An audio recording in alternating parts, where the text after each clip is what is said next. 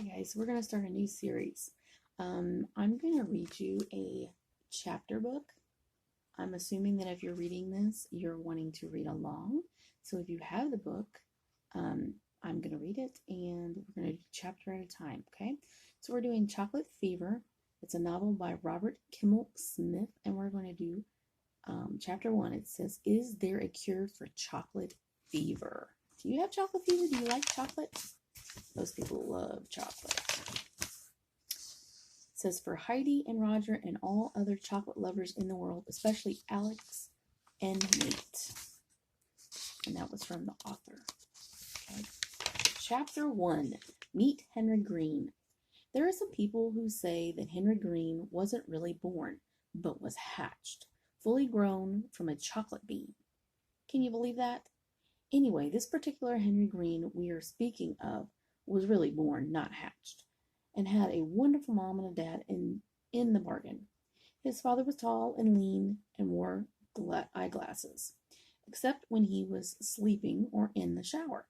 Mama Green, whose name is Enid, was a short, slim woman with blue-gray eyes and a tiny mouth. And I do have a picture here. This being a chapter book, it will have a few pictures, okay, that always seem to be on the verge of a smile. They lived in an apartment in the middle of the city, along with Henry's older brother and sister. Mark Green was 10 and tall and very good to Henry, except when they would argue, which was often, and then he would hit Henry on the head with anything that was handy, which sometimes was hard.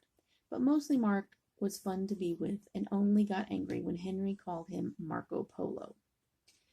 Mark didn't like that, and who would blame him? Henry's sister was very, very old, almost 14. Oh my goodness, over the hill. She didn't even ever argue with Henry or Mark. In fact, she hardly talked to them at all because she was so old and wise and almost grown up. Her name was Elizabeth. The other morning, which was a school day at the end of the week called Friday, Henry, Mark, and Elizabeth were at the table in the dining room having breakfast. Mark was eating fried eggs. Elizabeth was quietly chewing on her usual breakfast of buttery toast and milk.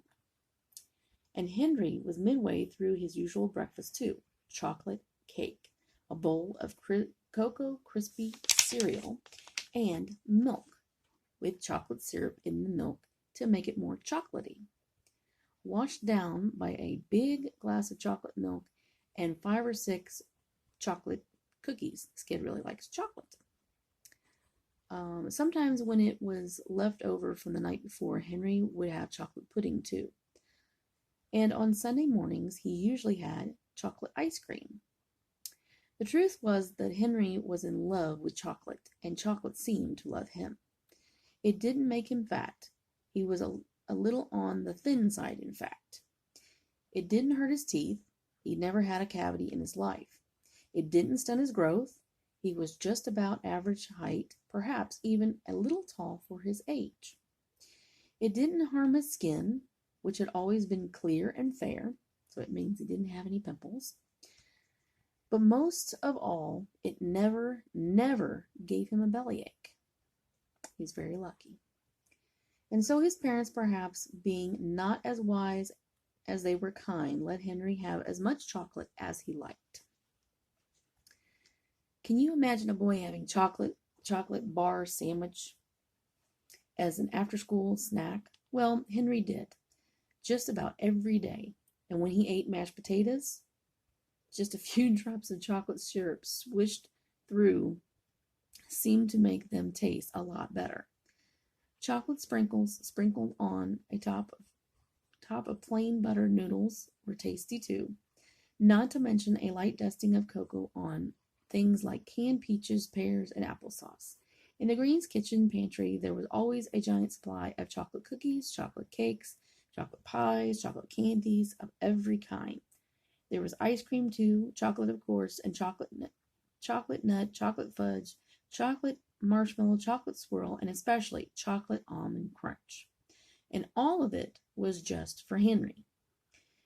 If there was one thing you could say about Henry, it was that he surely did love chocolate. Probably more than any boy in history of the world, said his mother. How does Henry like his chocolate? Daddy Green would sometimes joke. Why, he likes it bitter, sweet, light, dark, and daily.